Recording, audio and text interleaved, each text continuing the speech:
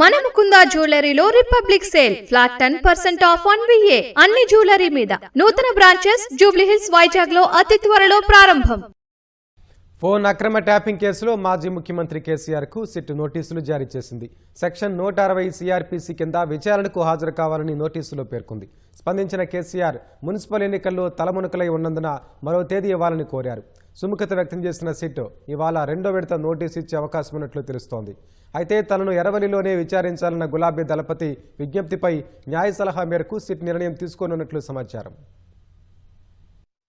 సంచలనం సృష్టించిన ఫోన్ అక్రమ ట్యాపింగ్ కేసులో కీలక పరిణామం చోటు చేసుకుంది. పంజాగుట్ట ఠాణాలో 2024లో నమోదైన ట్యాపింగ్ కేసులో విచారణకు హాజరు కావాలంటూ మాజీ ముఖ్యమంత్రి కేసీఆర్ కు సిట్ నోటీసులు ఇచ్చింది. ఇవాళ మధ్యాహ్నం 3 గంటలకు విచారణకు రావాలని తెలిపింది.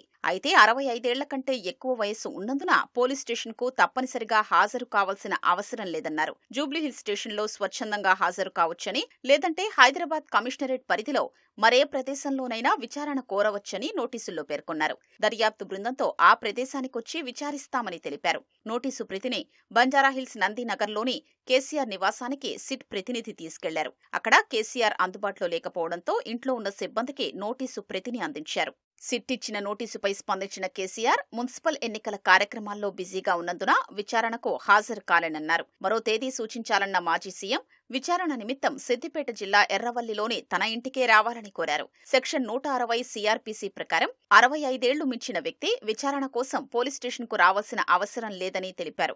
ఆ వ్యక్తి నివాసానికే వెళ్లి విచారించాల్సి ఉంటుందన్న గులాబీ దళపతి నిబంధనల ప్రకారం విచారణకు ఎలాంటి పరిధి సైతం నిర్ణయించలేదని పేర్కొన్నారు.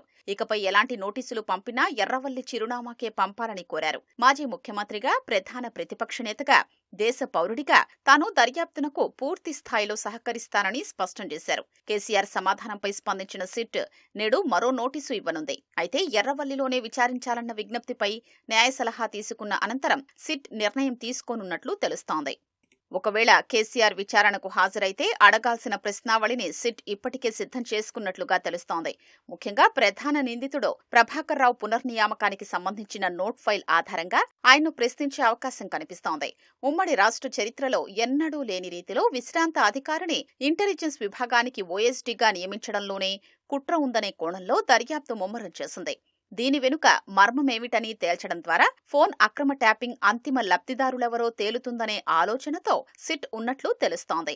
సిట్ ఇప్పటికే కేసీఆర్ మాజీ ఓఎస్డీ రాజశేఖర్ రెడ్డితో పాటు అప్పటి సీఎస్, డీజీపీ, ఇంటెలిజెన్స్ చీఫ్ తదితర ఉన్నతాధికారుల వాంగ్మూలాల్ని నమోదు చేసింది. మావోయిస్టులతో సంబంధం లేని వందలాది మంది ఫోన్లపై అక్రమంగా నిఘా ఉంచాల్సిన అవసరం ప్రభాకర్ రావుకు ఎందుకనే కోణంపై ప్రధానంగా దృష్టి సారించింది. ఈ విషయంపై పలు దఫాలుగా ప్రశ్నించిన ప్రభాకర్ రావు నుంచి సంతృప్తికర సమాధానాలు రానట్లు తెలిసింది. గత నెలలో 2 వారాల పాటు కస్టోడియల్ విచారణలో కీలక విషయాలు రాబట్టింది. నిందితుల నుంచి ఇప్పటికే సేకరించిన వాంగ్మూలాల్ని కేసీఆర్ ముందుంచి వివరాలు రాబట్టనున్నట్లు సమాచారం. విచారణ క్రమంలో రాధాకిషన్ రావు పెద్దాయన నుంచి ఆదేశాలు వచ్చేవని గతంలో వాంగ్మూలమిచ్చారు. ఈ అంశంపైన కేసీఆర్ ను సిట్ ప్రశ్నించే అవకాశం ఉంది. 3 రోజుల క్రితం సంతోష్ కుమార్ విచారణలో రాబట్టిన సమాచారం ఆధారంగా విచారించనున్నట్లు సమాచారం. స్పెషల్ ఇంటెలిజెన్స్ బ్రాంచ్ ఎస్ఐబిలో ఆధారాల ధ్వంసంపై మొదలైన కేసు ఫోన్ అక్రమ ట్యాపింగ్ వైపు మళ్లింది. పోలీసు అధికారుల్లో ప్రణీత్ రావుతో మొదలైన అరెస్టుల పర్వం రాధాకిషన్ రావు, భుజంగరావు, తిరుపతన్నల వరకు వెళ్లింది.